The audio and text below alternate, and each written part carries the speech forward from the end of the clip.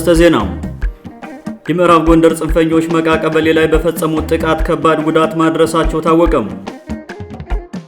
ከለውጡ ማግስት ጀምሮ የስልጣን ዘመኑን ፍሬ በሌለው ህዝባዊ ስብሰባ እያሳለፈ የሚገኘው የአማራ ክልል ባለስልጣናት ቡድን ዛሬም በስብሰባ እንደተጠመደ መሆኑ ተሰማም። በአማራ ክልል 140 ህገወጥ ኬላዎች መነሳታቸውን የክልሉ ንግድ ቢሮ ገለጸም። ሰላም ጤና ይስጥልን ውድ አድማጭ ተመልካቾቻችን፣ በመከታተል ላይ የምትገኙ ጃን ቅማንት ሚዲያ ነው። አርዕስቶችን በማስቀደም የሰዓቱን ዜናዎቻችን ጀምረናል። ወደ ዝርዝሩ እናልፋለን። አብራችሁን ቆዩ።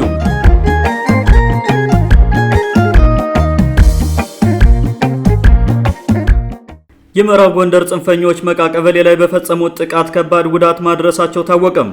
የምዕራብ ጎንደር የአማራ ጽንፈኞች ትላንት ዳር 22 ቀን 2018 ዓ.ም ከቀኑ 8 ሰዓት በኋላ ወደ መቃ ቀበሌ ገብተው በፈጸሙት ዘግናኝ ጥቃት 3 አርሶ አደሮች ሲገደሉ 7ቱ ታፍነው መወሰዳቸውን ነዋሪዎች ገልጸዋል።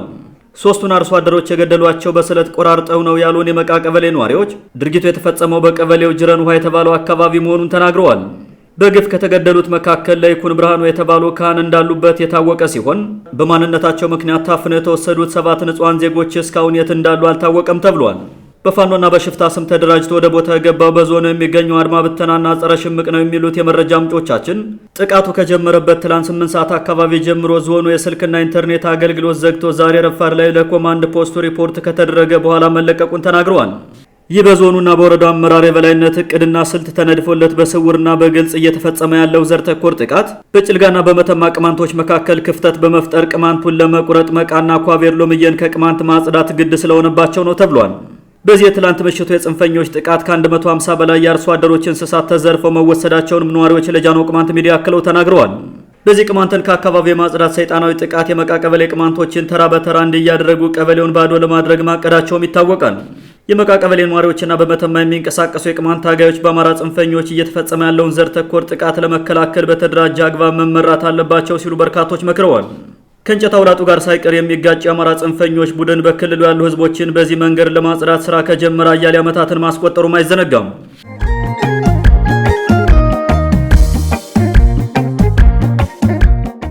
ከለውጡ ማግስት ጀምሮ የስልጣን ዘመኑን ፍሬ በሌለው ህዝባዊ ስብሰባ እያሳለፈ የሚገኘው የአማራ ክልል ባለስልጣናት ቡድን ዛሬም በስብሰባ እንደተጠመደ መሆኑ ተሰማም።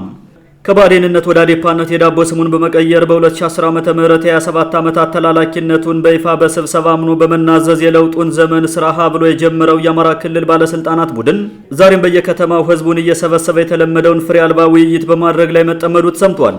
የበረሃ ስሙን በርካታ ጊዜያት በመቀየር ውስጣዊ ለውጥ ያመጣ ለመምሰል የሚጥረው የቀድሞው ኢህዴን ብአዴንና አዴፓም የአሁኑ የብልጽግና ተጠማኝ መደበኛ ስራው ህዝባዊ ኮንፈረንስና ህዝባዊ ምክክር ማካሄድ ብቻ ነው የሚሉ አስተያየት ሰጪዎች የስብሰባዎችና ኮንፈረንሶች አጀንዳ ዛሬም አልተቀየረም ብለዋል። አንድ መንግስት ላለፉት 7 ዓመታት ሙሉ በተመሳሳይ ጉዳይ ዓመት እስከ ዓመት ስብሰባና ኮንፈረንስ እያካሄደ አንድም ችግር መፍታት ካልቻለ የመምራት ብቃትና ችሎታ እንደሌለው መረዳት ቀላል ነው ተብሏል። ከዚህ ጉዳይ ጋር በተያያዘ አማራ ክልል ፕሬዝዳንትና ምክትሉ ዛሬ ህዳር 3 ቀን 2018 ዓ.ም በደብረ ማርቆስ ከተማ ህብረተሰቡን ሰብስበው የችግር መፍቻችን ግጭትና ጦርነት መሆን የለበትም በሚል አጀንዳ የተለመደውን ጉንጭ አልፋ ውይይት ማድረጋቸውን የክልሉ ኮሚኒኬሽን ዘግበዋል። ስብሰባና ውይይት ችግር መፍታት ካልቻለ ራሱ ችግር ነው የሚሉ ወገኖች የህብረተሰቡንና የሀገሪቱን ችግር እፈታለሁ በሚል ስልጣን ላይ የተፈናጠጠው የመንግስት አካል የህዝቡን ጥያቄ በአግባቡ መፍታት ካልቻለ እንዴት ግጭትና ጦርነት መፍትሄ አይሆኑም ሲሉ ጠይቀዋል።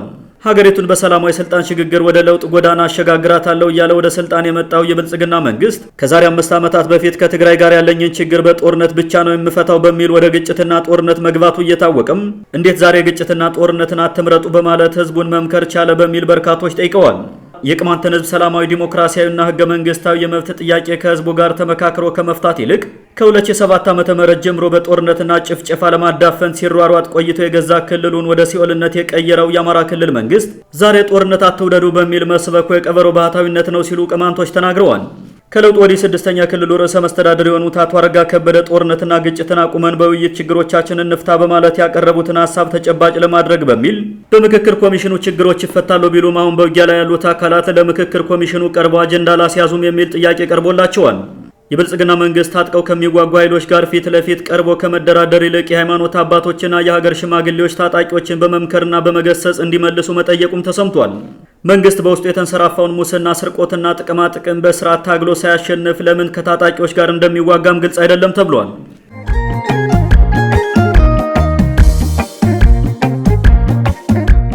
በአማራ ክልል 140 ህገወጥ ኬላዎች መነሳታቸውን የክልሉ ንግድ ቢሮ ገለጸም። የክልሉ ንግድ ቢሮ ዛሬ ባወጣው መግለጫ በክልሉ 140 ህገወጥ ኬላዎችን ከቦታቸው ማስነሳቱንና የደሞዝ ጭማሪን ምክንያት በማድረግ የዋጋ ጭማሪ ባደረጉና የሸቀጣሸቀጥ ምርቶችን በደበቁ 39 ሺህ ነጋዴዎች ላይ ህጋዊ እርምጃ መውሰዱን አስታውቋል። መንግስት አለ ተብሎ በሚገመትበት ሀገር በአንድ ክልል በዚህ ደረጃ ህገወጥነት ሲስፋፋ በሀገሪቱ ምን ያክል ስርዓት አልበኝነት መንገሱን ያሳያል ተብሏል። በክልሉ ንግድ ቢሮ እንዲነሱ የተደረጉት 140 ህገወጥ ኬላዎች በክልሉ በሚንቀሳቀሱ ህገወጥ ታጣቂዎች ተጥለው የነበሩ ሳይሆን ራሱ የክልሉ መንግስት በተለያዩ ወረዳዎችና ቀበሌዎች ዋና ዋና መንገዶች ላይ ገመድ ዘርግቶ ቀረጥ ሲሰበስብባቸው የነበሩ ናቸው ተብሏል። የክልሉ ንግድ ቢሮ በዳሰሳ ጥናት አገኟቸው ያለው 140 ህገወጥ ኬላዎች የክልሉ መንግስት በሚቆጣጠራቸው ትልልቅ ከተሞችና ወረዳዎች ውስጥ ሲሆን በብዛት ፋኖ የተባለው ህገወጥ ታጣቂ ወጣ ገባ በሚልባቸው አካባቢዎች ያሉትን የመንግስት ኬላዎች እንደማያካትትም ታውቋል። በአማራ ክልል የመንግስት ኃይልም ይሁን ህገወጥ ታጣቂ 1 ኪሎ ሜትር በማይሞላ ርቀት ላይ ኬላ ጥሎ ከተሽከርካሪዎች ቀረጥ መሰብሰብ፣ አልከፍልም ያለው ማንገላታት፣ ማሰርና ለፍ ሲልም መግደልና ንብረቱን ማውደም የተለመዱ የዕለት ከዕለት ተግባራት ከሆኑ ሰነባብተዋል። የክልሉ ንግድ ቢሮ 140 ህገወጥ ኬላዎችን ማስነሳቱንና ከ39 ሺህ በላይ ነጋዴዎች ላይ አስተዳደራዊ እርምጃ መውሰዱን ይግለጽ እንጂም በክልሉ ያለውን ህገወጥነት፣ የኑሮ ውድነትና ስርዓት አልበኝነት ተባብሶ መቀጠል ህዝቡ ከመናገር አልወዘነም። በክልሉ ብሎም በሀገሪቱ ህገወጥ እንቅስቃሴዎችንና የሽብር ወንጀሎችን ለመከላከል ከተቋቋሙ ህጋዊ የፍተሻ ኬላዎች ውጭም በተለይም የወረዳና የዞን ባለስልጣናት በከተማ መውጫና መግቢያ በሮች የተለያዩ ኬላዎችን በመጣል ከፍተኛ ገንዘብ እንደሚሰበስቡ በምሬት የሚናገሩት አሽከርካሪዎች ገንዘቡ ለምን ዓላማ እንደሚሰበሰብ መጠየቅ በራሱ በልማት ተቃዋሚነትና በተላላኪነት ያስፈርጃል ይላሉ። የክልሉ ንግድ ቢሮ በርካታ ህገወጥ ኬላዎችን ማስነሳቱንና በርካታ ህገወጥ ነጋዴዎች ላይ አስተዳደራዊ እርምጃ መውሰዱን ይግለጽ እንጂም ስልጣናቸውን ተገን በማድረግ በዚህ ህገወጥ ድርጊት ውስጥ በሚሳተፉ የመንግስት አካላት ላይ ስለወሰደው እርምጃ ያለው ነገር የለም። ለህገወጥ ኬላዎች መበራከትና ለኑሮ ውድነቱ መባባስ ዋናው ምክንያት በክልሉ የነገሰው ስርዓት አልበኝነት ዋናው ሲሆን በሚመለከታቸው አካላት ስር የሰደደ ችግር በዘላቂነት ለመፍታት ጥረት ሲደረግም አይስተዋልም። ውድ አድማጮቻችን ለዛሬ የነበሩ ዘገባዎችን ይመስሉ ነበር። መልካም ጊዜ ይሁንላችሁ።